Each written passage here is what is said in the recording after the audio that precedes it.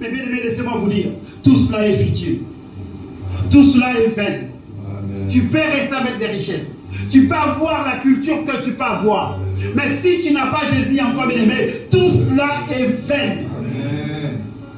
Dis-toi ce matin, je suis un privilégié. J'aimerais bien que quelqu'un dise, je suis un privilégié. Non, je répète encore, dis là où tu dis, je suis un privilégié. Je suis un privilégié. Mais vous savez, venir au devant de Dieu, il faut être un privilégié. Alléluia. C'est comme si ce matin, on était les privilégiés qui allaient se présenter devant le président Macron. Regardons-nous ce qui se passe aujourd'hui sur la surface de la terre, précisément dans ces pays, la France. La maladie touche tout le monde, le Covid. Mais il y a des hommes, des femmes qui sont privilégiés d'abord eux pour le vaccin. Pourquoi eux? Parce qu'ils sont privilégiés, bien aimés. Tu peux crier, tu peux avoir des millions, mais parce que tu n'es pas privilégié, tu ne vas pas recevoir le vaccin avant ces hommes-là, avant ces femmes-là. J'aimerais bien que ce matin tu puisses avoir cette dimension d'un privilégié. On va prendre nos Bibles, bien aimés. Allons-y dans le livre de 1 Pierre. Allons-y à 1 Pierre. Ce matin, j'aimerais bien que ce matin tu puisses comprendre cette notion. La liberté que tu as de s'adresser à Dieu, c'est une liberté, bien aimée. C'est une liberté. Tu dois t'en réjouir ce matin. Tu dois vraiment être dans la joie. C'est pour cela que je vais demander à tout le monde qui est là ce matin. Non, il faut que nous soyons dans la joie. Il faut que nous soyons dans la joie. Regarde ce qu'il nous dit le livre de 1 Pierre au chapitre 1. Bien aimé, commençons par le verset. Je vais commencer par le verset 17. Regardez ce que la Bible nous dit. Dans vos prières, vous appelez Père celui qui juge impartialement tout homme selon ses actes. Par conséquent, pendant tout le temps qui vous reste à passer dans ce monde, manifestez votre manière de vivre et que vous les révérez. Vous disiez, vous appelez Père dans vos prières. Oh mon Père, mon Dieu, mon chouchou, je ne sais pas quoi. Mais la Bible dit, pendant ce temps que vous passez sur la terre, manifestez cette joie de pouvoir les révérer. Manifestez la joie de pouvoir l'adorer. Manifestez la joie de pouvoir l'acclamer. Manifestez la joie de pouvoir l'élever. Manifestez la joie de pouvoir... Je ne sais pas quel mot je vais employer. Pendant ce temps que vous êtes sur la terre. Amen. Bien, mais pourquoi? La Bible continue, dit, parce que vous avez été libérés. Dans d'autres versions, c'est vous avez été rachetés. De cette manière futile, de vivre que vous ont transmise vos ancêtres. Et vous savez à quel prix. Ce n'est pas par des biens qui se dévaluent comme l'argent et l'or. C'est à cause de ça, bien aimé. C'est à cause de ça.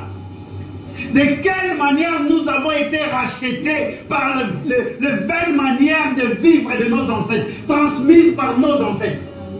Quelles sont ces belles manières? C'est la culture. Quelles sont ces belles manières? C'est la richesse. Quelles sont ces belles manières? C'est ce que le monde nous transmet.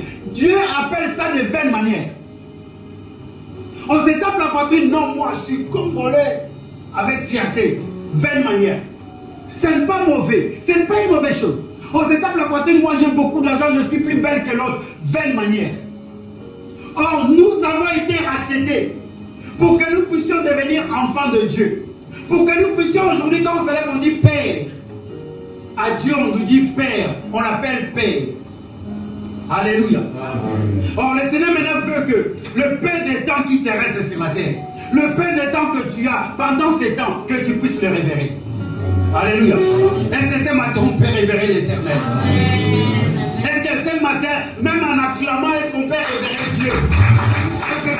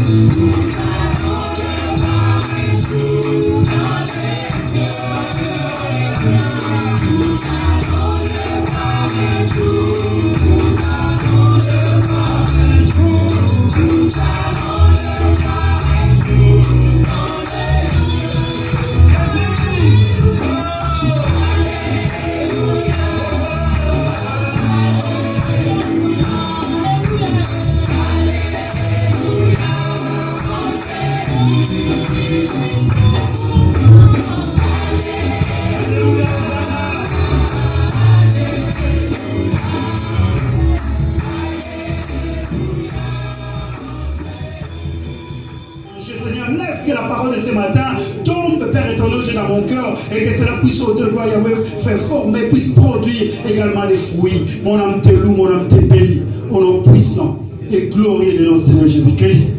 Nous te disons Amen. Amen. Amen. Encore bonjour à tout le monde. Notre deuxième dimanche du mois. La semaine passée, on avait commencé un thème. On avait intitulé L'unité dans le Seigneur. L'unité dans le Seigneur. Mon secrétaire va partir, donc je vais l'utiliser vraiment. Je vais l'utiliser tous les jours, je vais essayer de l'utiliser. L'unité dans le Seigneur. Je pense que tout le monde en a été là. Et nous avons parlé de beaucoup de choses le dimanche passé. Nous n'allons pas vraiment revenir. Mais je vais simplement me raccorder à ce qui a été dit le dimanche pour que nous puissions avoir cette compréhension élargie. Alléluia. Amen. Le dimanche, on a parlé de l'unité dans les Seigneurs. Mais vous allez vous rendre compte que le dimanche, on avait surtout mis l'accent sur l'unité. C'était l'unité. Or, on avait défini l'unité comme... Est-ce que quelqu'un était là? Quelqu'un peut me rappeler ce qui a été défini comme l'unité? Oui, frère. Alors, on avait défini l'unité comme étant d'abord connecté à la parole de Dieu, quand il est selon la volonté de Dieu. C'est en cela qu'on est déjà en compte comme une unité. Et c'est plusieurs unités maintenant qui font le nombre. Alléluia. Qui font le corps de Christ. Que Dieu te bénisse, mon frère. Mais on avait dit que l'unité en soi-même, l'unité, ce sont l'ensemble des parties qui forment un nombre. Donc un seul. L'unité, c'est un seul. L'unité, déjà au départ, ce n'est pas l'ensemble. L'unité, ce n'est pas la foule. L'unité, c'est une seule. C'est un seul. C'est voilà qu'on dit une unité. Et l'ensemble des unités, quand on fait la sommation des unités, cela donne un nombre. Or, les unités, ils doivent se ressembler. Les unités doivent être de même espèce. Parce que si on prend deux chèvres, on prend deux lions, parce qu'ils ne sont pas de même espèce, vous ne formerez pas un nombre. Les nombres ne se forment pas. Alléluia. Parce qu'ils ne sont pas de même espèce. Même s'ils sont bien des animaux, mais ils ne sont pas de même espèce. Dans le nombre, on dira il y a des chiens et des lions. Mais si on prend des lions et 3 lions, on va dire il y a des lions. Alléluia. Directement, il y a l'unité. Il y a directement l'unité, en fait. Donc, le nombre ou l'unité doivent être de même espèce. On avait mis beaucoup l'accent sur nous parce que nous parlons de l'unité dans le Seigneur. Ce n'est pas d'abord la foule. Ce n'est pas parce que ton frère ne t'a pas appelé qu'il n'y a pas l'unité. Non. L'unité, c'est d'abord toi. Dans le Seigneur, c'est d'abord moi, c'est d'abord toi qui doit d'abord se connecter avec Dieu. Et si toi et moi, nous sommes d'abord connectés avec Dieu, vous allez voir que maintenant, notre ensemblement, notre union, nous allons être de la même espèce. Alléluia. Très important. L'unité, c'est vrai, l'unité a beaucoup de degrés de signification. Parce que l'unité, on avait dit, c'est la quantité de ce qui est un. L'unité, ça doit être aussi la qualité de ce qui est un. Mais l'unité, au départ, l'unité, c'est un. Voilà pourquoi des fois, quand on se rassemble, on dit, ah, on n'est pas unis. Parce qu'on ne se retrouve pas dans un. On ne se retrouve pas dans un. Chacun a sa manière de prier, chacun a sa manière de réfléchir, chacun a sa manière de penser. Vous voyez, il y a beaucoup de courants. Dans une même assemblée, il peut y avoir beaucoup de courants. Et là, ça pose un problème avec Dieu. Alléluia. Normalement, là où les gens sont réunis, quand Dieu incline son regard, il doit voir un. Il doit voir un. Et c'est pour cela, que Dieu a fait en sorte que nous soyons connectés à Jésus et lui puisse nous regarder par Jésus. S'il n'y a pas Jésus, on n'est pas unis. Alléluia. S'il n'y a pas Jésus, on n'est pas unis. Il n'y a pas d'unité. Voilà pourquoi on nous demande bien aujourd'hui que nous puissions faire ces efforts-là, d'être connectés, d'être unis en Jésus. Alléluia. D'ailleurs, Christ le dit, si vous lisez le livre de Jean au chapitre 17, On appelle ça la prière sacerdotale. Cette prière-là, vous allez comprendre ce que Jésus est en train de demander à Dieu. Il dit, comme moi je suis un avec toi, fais en sorte qu'eux aussi, ils soient un avec moi. Comme ça, ils seront un avec toi également. Alléluia. C'est ça la prière que Jésus avait demandé avant de partir. Il dit, non, Père, c'est vrai que moi et toi, nous sommes un. Mais ces hommes-là que tu m'as donnés, je les ai gardés, je n'ai perdu aucun d'eux. Mais maintenant, fais en sorte, Dieu, que ces hommes-là aussi soient un avec moi. Parce qu'ils seront un avec moi, ils seront aussi un avec toi. Et parce qu'ils seront un avec nous, automatiquement, entre eux, ils sont un. Alléluia. Amen. Automatiquement. Automatiquement. C'est la bijection, en fait. Des ensembles. Il y a des unités dans les ensembles. Ceux qui ont fait un peu la mathématique, ça fait, je ne sais pas, 40 ans que j'ai appris ça à l'école. Mais on appelle l'ensemble bijectif. Quand une flèche allait, il t'accompagnait directement d'une flèche retour. Obligé. Et vous allez voir dans les deux ensembles, dans l'ensemble A, dans l'ensemble B, si on met 1, 2, 3, 4, la flèche 1 ne va pas aller dans 4. La flèche 1 ira toujours vers 1. Je pense que je peux encore devenir professeur de mathématiques. Amen. Alléluia. Et c'est ce qui ne se passe pas aujourd'hui dans nos ensembles. Vous allez voir le nombre 1, il tend sa flèche vers le nombre 100. Et le nombre 1 qui est là-bas, il attend. Il cherche son égal. Parce que ça doit être égal.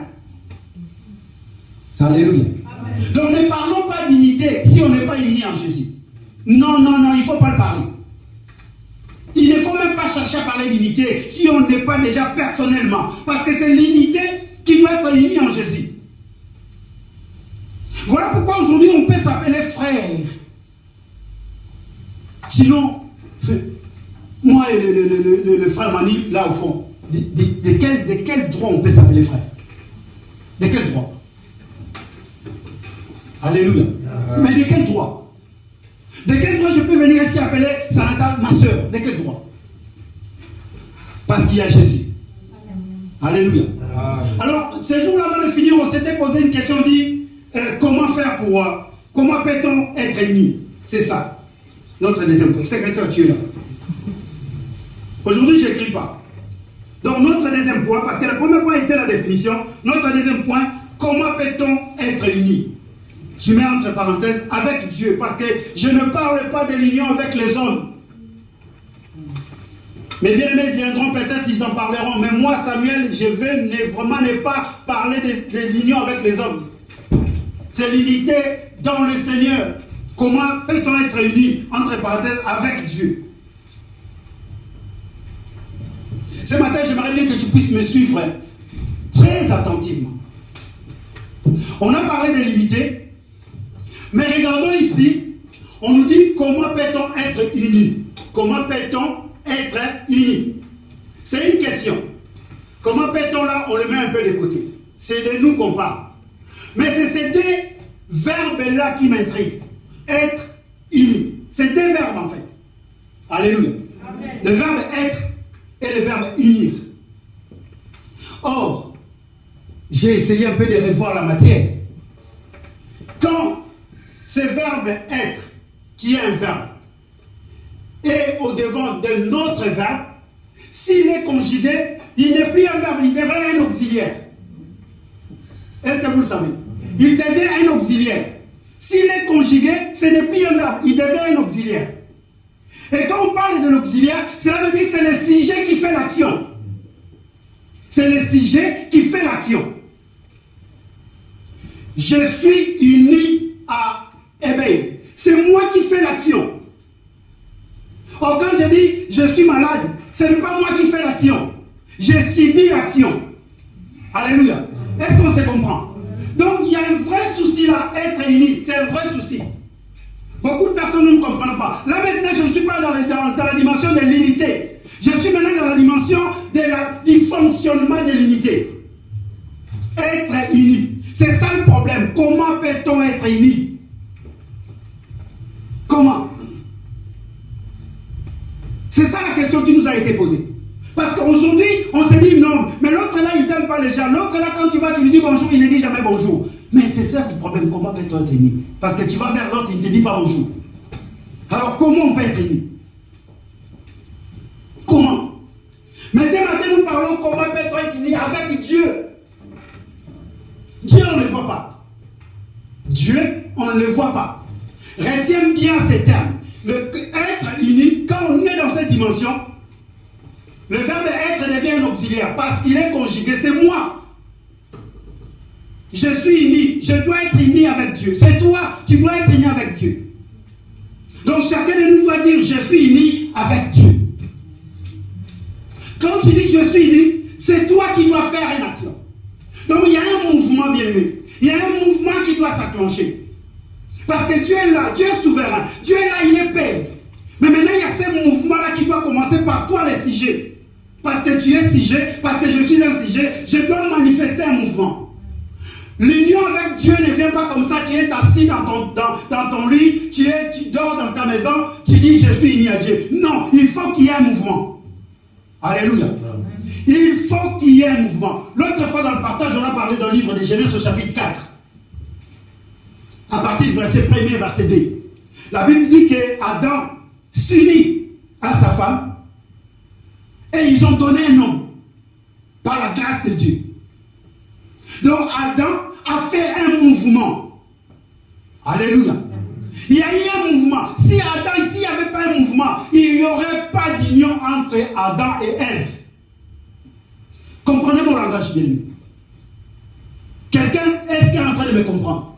Il faut qu'il y ait un mouvement. Voilà pourquoi la Bible dit que à celui qui croit, à celui qui a cru, il donne le pouvoir. Si tu ne crois pas, mais s'il n'y a pas le mouvement, spirituellement parlant, je ne dis pas un mouvement que tu commences à courir, Dieu tu es où? Dieu tu es où? Voici le mouvement. Tu dois croire. Alléluia. Mais c'est un mouvement intérieur. C'est une décision que tu dois prendre. Si tu ne prends pas une décision dans ta vie, tu ne seras jamais uni à Dieu. La parole était là. La parole s'est faite chair. La parole est vécue parmi nous. Mais la Bible dit à ceux qui ont cru, il a donné le pouvoir de devenir. Autant on devient, mais on est en train de se rassembler. Alléluia. Amen. Ah, il est devenu ma femme. Mais parce que cette femme-là, bien aimée, a cru à la parole que toi tu lui as dite. Parce que tu as fait un mouvement. Tu as parlé. Parce que vous savez, il y a beaucoup de personnes qui restent des fois à pleurer dans leur camp, dans leur côté, parce qu'ils n'ont jamais parlé. Ah là là là là, mais la sœur Charnel, moi dans mon cœur, j'avais des intentions. Tu as fait des intentions, mais tu n'as jamais parlé. Tu n'as jamais fait un mouvement. Et les jours qu'il y a un frère qui débarque, qui l'apprend, on vient, on le présente ici. Ah, ce frère-là, c'est colo. Mais il faut qu'il y ait un mouvement, bien aimé. Et dans le Seigneur, pour être unis, il faut qu'il y ait un mouvement venant de notre part. Parce que le sujet, maintenant, le verbe être devient un auxiliaire, il doit faire une action. Alléluia. S'il n'y a pas d'action venant de notre part, nous ne serons jamais unis avec Dieu. Parce que Dieu n'est pas simplement là pour nous. Dieu est là pour tous les humains, pour tous les êtres humains. Dieu est là pour tous. Parce que la Bible dit, il a donné sa vie pour l'humanité. Non pas pour des chrétiens. Tu deviens chrétien maintenant quand toi tu fais un mouvement. Quand toi tu crois dans ton cœur, tu acceptes Jésus-Christ de Nazareth, tu vas aller voir les hommes de Dieu qui te parlent et directement tu dis oui. Et à ce moment-là, on peut parler de l'union qui commence. Alléluia. Amen. Le mouvement. Mais moi j'ai défini le mouvement, c'est un mouvement, j'ai voulu comparer ce mouvement à une relation. Parce que vous allez me dire, pasteur Samuel, le mouvement, donc je vais courir des moulins jusqu'ici, j'ai fait un mouvement. Non. Prenons ces temps de mouvement-là comme une relation. Une relation. Secrétaire, tu es là. Mais moi, mouvement égale relation. Toi, avant que tu partes, tu ne vas plus manquer l'église. Tous les jours, tu vas être là. Tu as bien fait de le dire que tu vas partir. Tous les jours, tous les dimanches, je vais te voir. Mouvement égale égale relation. Bien aimé, s'il n'y a pas de relation, il n'y a pas d'union. S'il n'y a pas de relation, il n'y a pas d'union. Rapidement, je définis la relation. Qu'est-ce qu'on dit de la relation? On dit la relation, c'est l'ensemble des rapports et des liens. La relation, c'est l'ensemble des rapports et des liens existants entre des différentes parties ou des personnes qui se racontent, qui se fréquentent, qui se communiquent entre elles. J'étais beaucoup rapide. Hein? Parce que dimanche, je vais poser la question. Frère Adolphe, tu notes pas. Toi, tu as une bonne tête. C'est bien. La relation, c'est l'ensemble des rapports et des liens existants entre les différentes parties ou de personnes qui se rencontrent, qui se fréquentent, qui se communiquent entre elles. C'est ça qu'on appelle une relation. Pour qu'il y ait union, si le mot relation n'est pas là, s'il n'y a pas de rapport, s'il n'y a pas de lien, il ne peut jamais avoir d'unité.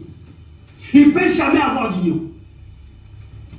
Alléluia. Amen. Je disais Alléluia. Amen. Or, avec Dieu, bien évidemment, il y a plusieurs types de relations. Mais moi, j'ai énuméré deux types de relations. Il y en a beaucoup. Hein. Mais ce matin, peut-être j'aurai le temps d'en parler de ces deux types de relations.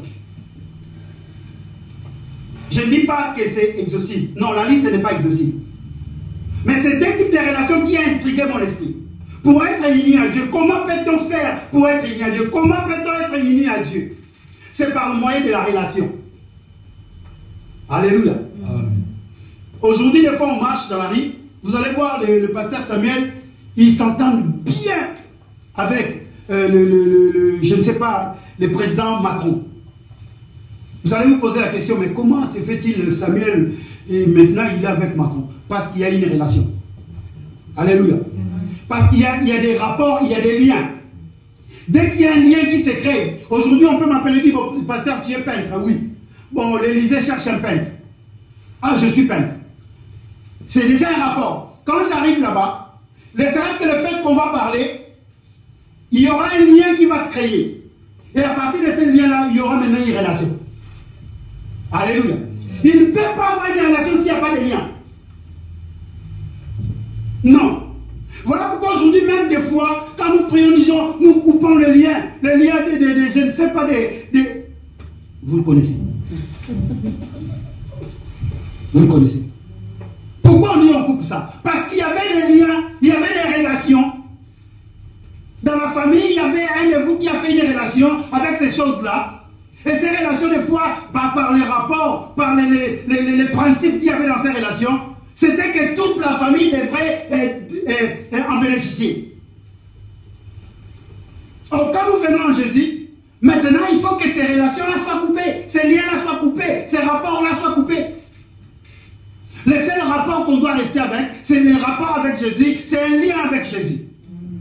Alléluia. Amen. Et à ce moment-là, on peut parler d'être unis avec Dieu. Les deux premières relations que moi j'ai trouvées. Allez-y à la maison, mardi on va partager, trouver d'autres relations. J'en profite de lui. Non, mardi je vais voir tout le monde. Nous sommes à la maison, nous avons des téléphones. Faisons un effort.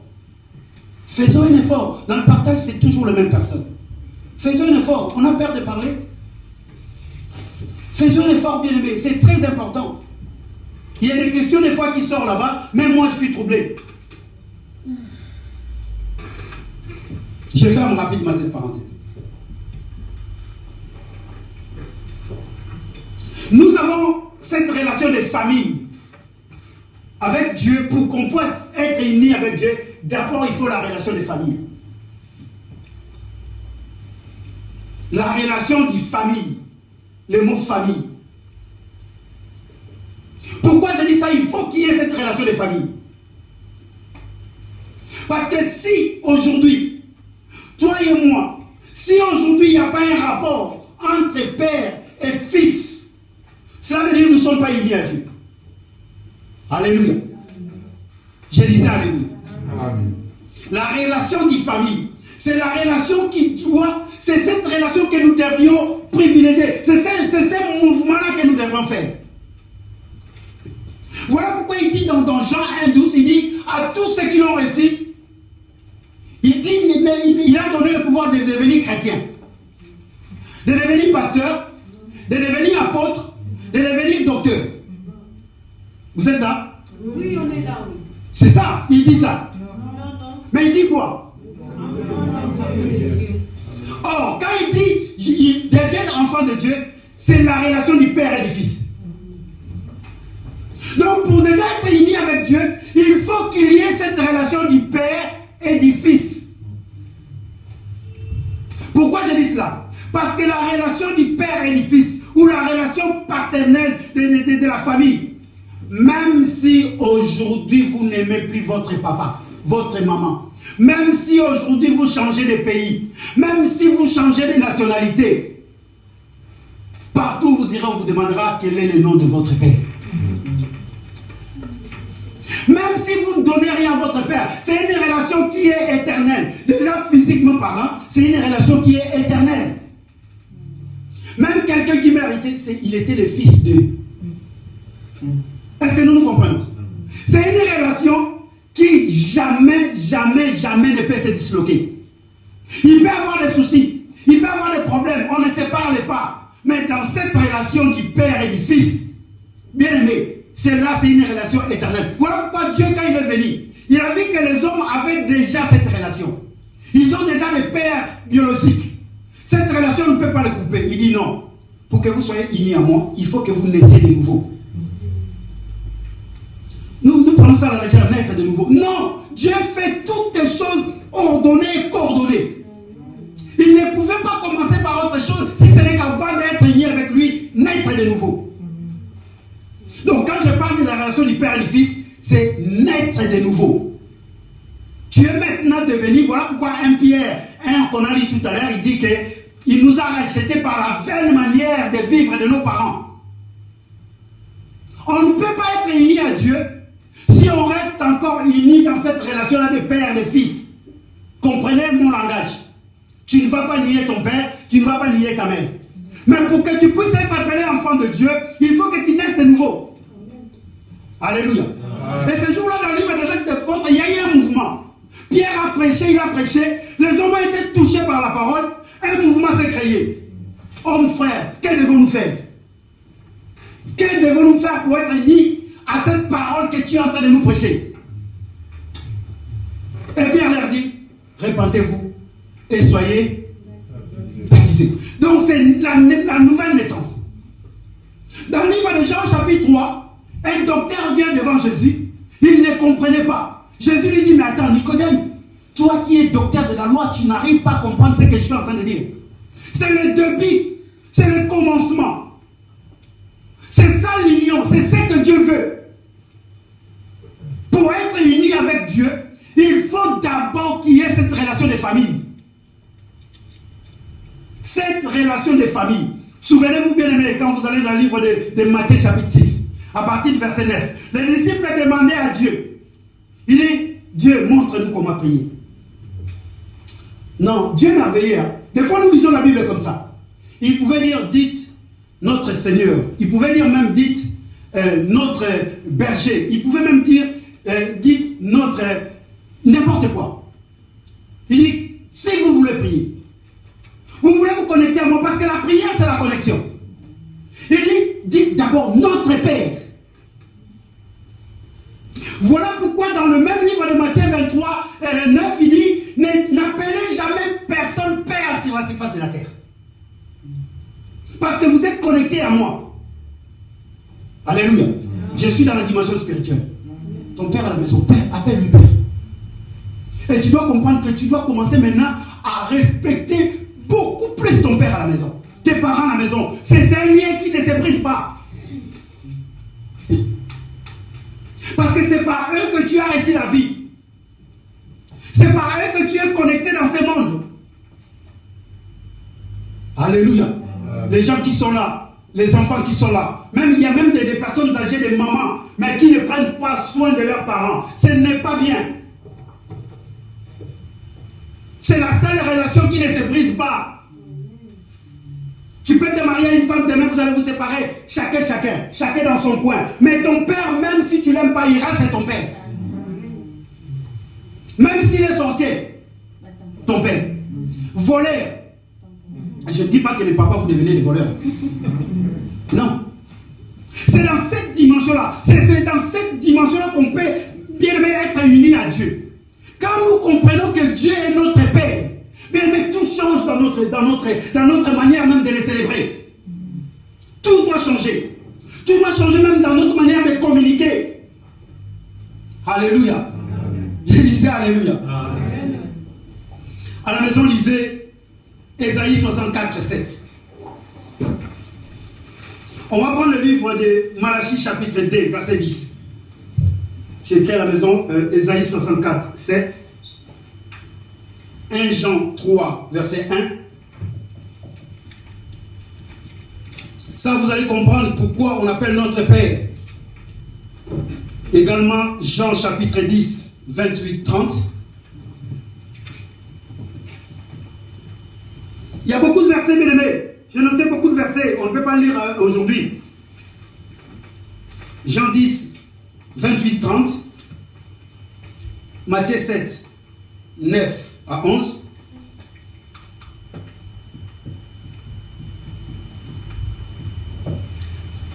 Matthieu 18, 12 à 14. Allons-y dans le livre de Malachie 2, 10. Évangile, si tu es, tu peux le lire. Malachie 2. Malachie chapitre 2, verset 10.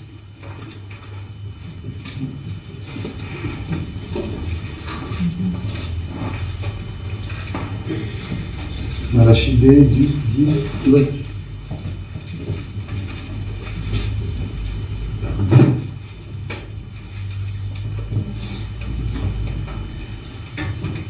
Qui est? Ouais. Oui, vous voulez? N'avons-nous pas tous un seul Père? N'est-ce pas un seul Dieu qui nous a créés? Pourquoi donc sommes-nous infidèles l'un envers l'autre en profanant l'alliance de nos pères? Alléluia. Regardez dans le verset Seigneur. Nous ne sommes-nous pas tous enfants d'un Père unique? N'avons-nous pas été créés par un seul Dieu? Comment donc pouvons-nous agir avec traîtrise, chacun envers son compatriote, et profaner ainsi l'alliance conclue avec nos pères? Quelle est cette alliance conclue avec nos pères? C'est l'alliance de Dieu qui a conclu avec leur père. Là maintenant, l'homme de Dieu, le prophète Malachie est en train de poser la question à ce peuple-là. N'avons-nous même pas un même père? Nous n'avons pas été créés par le même Dieu. Mais pourquoi on doit avoir cette relation de traîtrise? Pourquoi on doit être des traîtres les uns envers les autres? Nous ne sommes pas reliés à cette alliance qui a été conclue avec nos pères. Et aujourd'hui, c'est le cas de l'Église. N'avons-nous tous pas un même Dieu? Si réellement nous avons tous un même Dieu, mais nous allons nous entendre, bien aimés. Alléluia. Même si l'un plutôt a des éléments qui sont contraires à l'autre, on doit s'attendre, bien aimés. Si réellement ce que nous parlons, c'est la même parole, mais pourquoi on doit se diviser? Pourquoi? Si c'est la même parole, vous savez, c'est notre orgueil. Parce que chacun pense qu'il connaît plus que l'autre. Chacun veut se mettre au-dessus de l'autre. Or, dans l'unité, on doit être dans la même espèce. Alléluia. Dans l'unité, on doit comprendre que non, nous avons une relation. C'est Dieu qui est notre Père. Or, si Dieu est notre Père, nous avons tous le même sang. Nous avons tous le même sang qui coule dans nos veines. Nous avons tous le même nom. Je peux le dire parce qu'aujourd'hui, même les familles, parce qu'avant, ce n'était pas comme ça. Avant, vous pouvez aller dans une famille, vous allez voir, là-bas c'est marqué Wedraoui, là-bas c'est marqué Mpaka, là-bas c'est marqué. Mais aujourd'hui, quand vous rentrez dans une famille, beaucoup de personnes ont compris. Tous les enfants portent le nom du Père. Même s'ils ont des prénoms, mais vous allez voir que le nom du Père est là. Ils ont compris maintenant la parole de Dieu. Alléluia. Non, c'est la parole de Dieu qui est comprise. Parce que si nous avons le même Père, mais tous quand on nous regarde, on dit, ceux-là, ce sont des Ngami. N'est-ce pas? Partout ils vont aller, directement la relation du Père et du Fils, on le voit. Normalement, quand on nous regarde, on dit, ceux-là, ce sont des chrétiens. C'est la relation directe de la famille. C'est la relation de la paternité. Personne ne peut dire que moi, je suis un bâtard. Non. Alléluia. Amen. Je dis ça, alléluia. Amen. Donc, nous pouvons être unis avec Dieu par cette relation de famille. La relation de famille doit être privilégiée. Maintenant, commence maintenant à voir Dieu comme ton Père. Ne regarde plus Dieu simplement, non, il est sauveur, il est... Non. Si tu commences d'abord à voir Dieu comme ton Père, tu verras même le respect que tu vas lui donner va changer. Alléluia. Est-ce que chacun peut aller dans cette dimension de commencer à partir de maintenant de voir Dieu comme son Père, comme son propre Père à la maison? Et que s'il n'y a pas mangé, je dois me retourner vers lui. Si je suis mal vêtu, donc je dois me retourner vers lui. Parce qu'aujourd'hui, c'est quoi? Moi, je peux m'appeler Samuel. Mais si moi, Samuel, je suis voleur, c'est le plus Samuel qu'on voit. Partout où je vais passer, on va dire, voici le fils A. Est-ce que vous connaissez ça? Qu'est-ce qui s'est passé? Oh, maintenant, c'est le fils Alida qui a engrossé. Parlez, il s'appelle Jean. Mais vous allez voir qu'on a cette habitude de dire, qu'est-ce qui s'est passé? C'est le fils Alida. Parce qu'il a fait quelque chose de mauvais. Est-ce que nous comprenons? Donc, cette relation-là continue. Et c'est également aujourd'hui. Quand nous faisons des choses qui ne sont pas bien, voilà pourquoi on dit, mais et aussi les chrétiens qui prient. Donc, directement on dit, c'est le fils à Jésus. C'est le fils à Dieu. Il s'appelle le fils de Dieu. Regarde comment il se comporte. Pourquoi? Parce que notre Dieu ne se comporte pas comme ça. Et si on n'est pas unis avec lui, cela veut dire jamais nous allons nous comporter comme ça. Ça, ce n'est qu'un début. Ton père t'a mis au monde. Il t'a donné naissance. C'est une relation de la famille. Mais si tu n'écoutes pas ton père, si tu ne marches pas comme ton père veut, même ta vie va être basculée dans la vie. Même ta vie ne va pas être conforme à celui de ton père. Alléluia. Je disais alléluia. C'est très important. Le mouvement, bien aimé, la relation. Il faut l'accepter, bien aimé. Il faut l'accepter. Il faut croire, bien aimé ami. Il faut croire en lui comme un père. Voilà pourquoi c'est la croix. Jésus, homme, il n'a pas dit Dieu, Dieu, pourquoi tu m'as abandonné? Non, Père. Et à chaque fois, Jésus parlait, disait, je fais les œuvres de mon Père. Parce que mon Père est encore là, moi aussi je suis encore là. Vous ne verrez jamais Jésus dire, je fais les œuvres de Dieu. Pourquoi? Parce qu'il savait la relation du Père et du Fils. Amen. Amen. Alléluia. Amen. Très important. Très important. Un jour, quand vous voulez prier, commencez d'abord à dire, papa, Père, est-ce que tu vois moi, ton enfant, comment je suis? Avant même de dire, donne-moi de l'argent. Dis, Père, est-ce que tu reconnais que moi je suis ton enfant? Les études, tu ne les as pas payées. L'argent de poche, tu ne me donnais pas.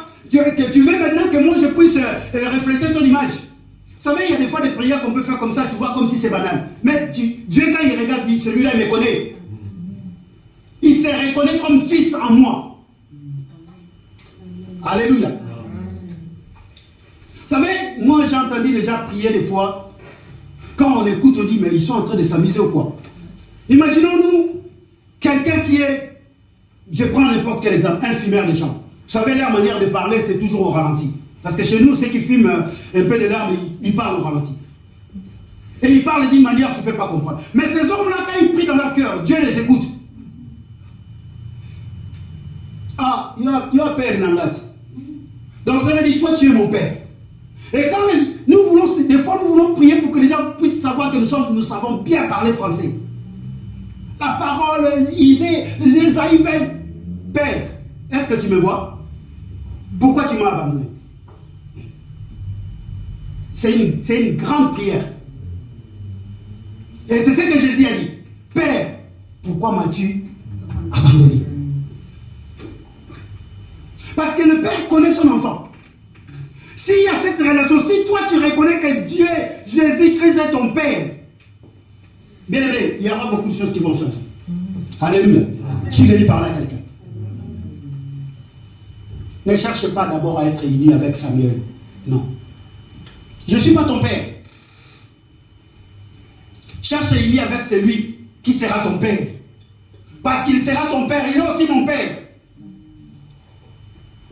Voilà pourquoi entre nous, il ne peut pas avoir cette relation de père et de fils. Entre nous, non. Et c'est pour cela que Dieu dit que non, n'appelez personne père. Aujourd'hui, les hommes de Dieu que nous sommes, les pasteurs, les docteurs, nous accaparons de ce qui est Dieu. Et même en parlant, on peut le dire, ah, je suis son père spirituel. Mais tu n'es pas son père. Nous tous, nous avons un seul père. Nous avons cette relation, je ne vais même pas parler de ça. Mais nous avons une relation que nous devons nous avoir. Parce que si nous avons un même père, automatiquement nous avons la relation des frères. Des frères et des sœurs. Alléluia. Amen. Si nous avons un même père, quelle est la relation qu'on doit avoir? Des frères et sœurs, non? Quand on appelle frère Samuel, hey, tu m'appelles frère Samuel, je suis pasteur, tais-toi. N'hésitez pas. Frère Samuel, comment tu vas? Parce qu'on est frères. Alléluia. Le pasteur, ce n'est qu'un titre de travail. Ce n'est qu'un titre de travail. Ce n'est pas un titre de relation. Non, le pasteur, ce n'est qu'un titre de travail. Le docteur, l'évangéliste, ce n'est qu'un titre de travail. Est-ce qu'on se comprend? On est tous des ouvriers, mais il y a des maçons, il y a des peintres, ce n'est qu'un titre de travail. Il y a les directeurs, mais nous sommes des coéquipiers. Amen. Amen. Cette notion, cette année, ça doit nous garder. Si on est unis avec le Père, bien aimé, si on est unis avec le Père, il y aura des choses qui vont se passer. Il y aura beaucoup de choses. Dis à ton frère, considère Dieu comme ton Père. Considère Dieu comme ton Père. Si tu commences à le considérer comme ton Père, tu verras les choses. Tu verras des grandes choses. Et la deuxième relation que je puis notifier, c'est la relation conjugale. Avec Dieu, il faut que nous ayons cette relation conjugale. Conjugale. Très important. Très, très important. Et, prenons Ephésiens chapitre 5. Allons-y dans Ephésiens.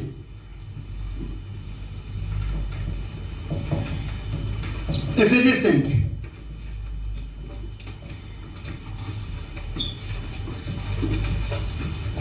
Nous allons lire le verset 22 jusqu'au verset 26. Nous connaissions bien ces écritures-là.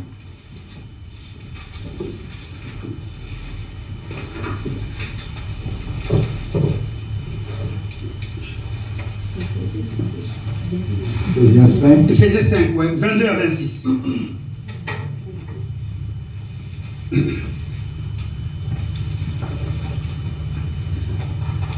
Par rapport, je suis au 4, pardon. Ephésiens 5. Femme, que chacune soit soumise à son mari, comme au Seigneur, car le mari est le chef de la femme, comme Christ est le chef de l'Église, qui est son corps, et dont il est le sauveur. Or, de même que l'Église est soumise à Christ, les femmes aussi doivent l'être à leur mari en toutes choses. Marie, que chacun aime sa femme comme Christ a aimé l'Église et s'est livré lui-même pour elle, afin de la sanctifier en la purifiant et en la lavant par l'eau de la parole, pour faire paraître devant lui cette Église glorieuse, sans tache, ni ride, ni rien de semblable, mais sainte et irréprochable. On peut même s'arrêter là. Amen. Amen. Bien aimé, vous savez, cette relation conjugale est très importante. Nulle part ailleurs vous allez entendre parler dans la Bible dire que l'homme est uni avec son père et sont devenus une seule chair. Non. On parle simplement que de l'homme qui s'unit avec sa femme et ils deviennent une seule chair. N'est-ce pas? Donc, l'enfant, dans la dimension des relations conjugales, on parle de l'homme et la femme. On parle de cette relation-là, que Dieu parle de Marie, soyez les chefs de l'église, soyez les chefs de vos femmes, femmes, soyez soumises. Ça donne le mot de tête dans la pensée des femmes. Non, Jésus était en train de nous démontrer la relation que nous devons avoir avec Dieu. Comment, de quelle manière nous devons être unis avec Dieu? Nous devons être unis avec Dieu dans cette relation conjugale. Dans cette relation, la seule relation plutôt qui permet qu'un être avec une autre être devienne une seule chair. Alléluia. Amen. Non, Dieu est merveilleux. Au-delà que nous soyons ses enfants, mais il veut que nous poussons les bouchons plus loin. Il veut maintenant que notre relation soit comme une relation entre un homme et une femme. Parce que celui qui connaît la femme, c'est son homme. Et celui qui connaît l'homme, c'est... Bien, mais si vous voulez connaître de Samuel, allez-y demander Mamali. N'hésitez pas. Si vous voulez connaître des choses que beaucoup parmi vous, vous ne connaissez pas, un jour, acheter un peu à manger, invitez-la à la maison, commencez à lui poser un peu de questions comme ça. Si elle a bien mangé, peut-être elle va vous lui faire quelques secrets. Parce que la relation entre un homme et une femme, c'est ce qu'on appelle une relation sacrée. Ne les prenez pas à la légère. Voilà pourquoi Dieu ne veut pas qu'on puisse se marier n'importe comment. Parce que tu te maries à un homme, à une femme, donc tu es devenu comme lui, comme elle. Elle te connaît, il te connaît parfaitement. S'il y a une personne qui peut te tuer rapidement, c'est ton mari ou ta femme. D'ailleurs, chez nous, on dit une femme, s'il veut tuer son mari, ce n'est pas par la force. C'est dans la tranquillité. C'est dans une tranquillité, mais tu ne peux pas savoir. Tu aimes bien la checker. Seulement dans la checker, ils disent quelque chose. Elle n'a pas utilisé la force. Hein. Pourquoi? Parce qu'elle te connaît. Alléluia. Même si elle va utiliser la force, toi tu dors à 2h du matin, tu ronfles. Et il va aller prendre je ne sais pas, les mortiers. Boum. Parce que vous êtes ensemble. Alléluia. Les hommes respectons les femmes. Les femmes respectons les hommes. Et c'est cette relation que Dieu nous demande d'avoir. Comment être unis à Dieu? Il faut que nous ayons cette relation conjugale. Et dans cette relation conjugale, bien, il y a un élément capital. Il y a un élément qui va au-delà de tous. C'est ce qu'on appelle l'amour. Alléluia. Amen. Donc, s'il n'y a pas d'amour, tu ne peux pas être uni avec Dieu. Et d'ailleurs, c'est à cause de l'amour que Dieu est uni avec nous. La Bible dit Dieu a tant aimé le monde qu'il a donné son Fils. Il a tant aimé le monde qu'il a donné son Fils. Unique. Nous revenons dans l'unité. Donc nous ne pouvons pas commencer à nous dire nous sommes unis si nous n'avons pas une relation conjugale avec Dieu. Parce que celui qui a une relation conjugale avec Dieu, il connaît Dieu. Il doit bien connaître Dieu. Il doit savoir ce que Dieu demande. Parce qu'une femme à la maison doit connaître ce que son mari aime. Alléluia. Même si nous les hommes, nous ne connaissons pas les numéros de chaussures de nos femmes. C'est un véritable problème. Normalement, les deux doivent se connaître. Une femme à la maison avec son mari, nous devrions nous connaître. Et c'est ce que Dieu demande que nous puissions avoir comme relation. Nous devons nous connaître avec Dieu. Je veux savoir qu'est-ce que Dieu aime. Et Dieu, parce que lui, il est Seigneur, lui, il sait déjà ce que moi j'aime. Amen. Alléluia. Amen. Maintenant, c'est notre problème. Voilà pourquoi je dis, c'est un mouvement. C'est une relation, un mouvement. Lui, il est là, il nous attend. Il nous attend comme père, il nous attend comme mari. C'est à nous de se préparer. Matthieu chapitre 25. Ils étaient 10. On appelle tous ces 10-là, c'était des vierges. Mais regardez la manière de la préparation. Alléluia. Voilà pourquoi j'ai dit, merci mon frère. J'ai dit, dans la relation, la définition de la relation, c'est l'ensemble des rapports et les liens. Si on est mari et femme, parce qu'il y a des rapports, parce qu'il y a un lien entre nous. On ne peut pas être mari de toutes les femmes, non. J'ai ma femme parce qu'il y a un lien et des rapports qui sont intimes entre moi et elle, qui fait de moi mari et femme, et plutôt homme. Alléluia. Et c'est ce même rapport que Dieu veut. Ce même lien que Dieu veut que nous puissions avoir. Le temps passe tellement vite, bien aimé. Pour qu'il y ait ce bon rapport, bien aimé, ou ces rapports, bien aimé, et il y a des fondements. Ces rapports sont liés par des fondements. Ces rapports sont liés par des principes. Sinon, ça serait simple. Je dis simplement, je deviens la femme de Dieu et je reste comme ça. Non, même votre femme à la maison, quand vous vous mariez, il y a des principes, il y a des fondements. Alléluia. Voilà pourquoi la question qui a été posée mardi et vendredi au partage. La Bible dit dans le livre de Romains chapitre 3, 23, tous sont péchés, sont devenus. Vous connaissez, non? Sont privés de la gloire. Mais si tous sont péchés, sont privés de la gloire de Dieu, comment nous on peut être unis à Dieu? Venez au partage, bien aimé. Venez au partage. Rentrez dans Zoom. Vous allez voir comment ça se passe. Et pourtant, nous avons déjà une relation. On est déjà les enfants de Dieu. On l'a accepté comme Seigneur et Sauveur. On l'a aimé comme époux. Mais comment on peut encore pécher? Parce que nous ne respectons pas le fondement. Nous ne respectons pas les principes qui relient une relation. Une relation est reliée par des fondements.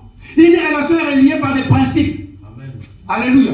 S'il n'y a pas le respect de ces principes-là, bien aimé, il y a un souci. Il y a un souci quelque part. Vous êtes mariés, mais on voit que vous vous battez tous les jours. Parce que les principes ne sont pas respectés.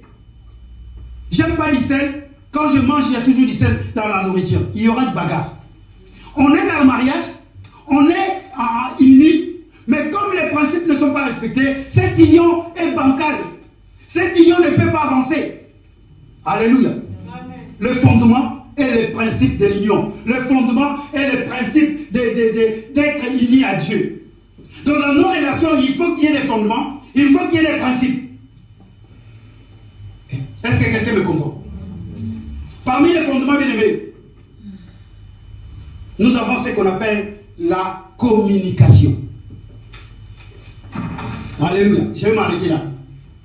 Il me reste 10 minutes. Mais là, il me reste 10 minutes. Maintenant, ça commence vraiment à monter dans mon cœur. Dans le fondement, bien aimé, dans toute relation, je dis bien dans toute relation, il y a ce qu'on appelle la communication. Surtout dans cette relation conjugale. Même dans cette relation de paternité, du père et du fils. S'il n'y a pas la communication, la relation n'ira pas loin. Alléluia. Amen. La relation n'ira pas loin. L'union n'ira pas loin. Voilà pourquoi aujourd'hui, même dans nos maisons, même dans nos couples, même dans nos relations fraternelles, des fois ça se casse. Bien aimé, vous êtes ami avec quelqu'un, restez 10 mois sans se parler. Vous allez voir que ça va commencer à baisser. Alléluia. Amen. Je disais alléluia. Amen. La communication. Oh, nous disons que Dieu est notre Père. Mais quand on nous appelle dans la prière, nous ne sommes pas là. La prière, c'est la communication. Nous disons que Dieu est notre Père. Mais quand on nous appelle à venir écouter la parole, vous savez là, je suis en train de communiquer la parole de Dieu. Et c'est cette parole qui va souder encore ta relation avec Dieu. C'est cette parole. Voilà pourquoi Josué 1:8 dit que cette parole ne s'éloigne pas de ta bouche. C'est le fondement, c'est la communication. Bien aimé, dans toute relation, même dans la maison. Pourquoi aujourd'hui je me tourne vers cette Chanel? Parce qu'elle va se marier bientôt. Amen.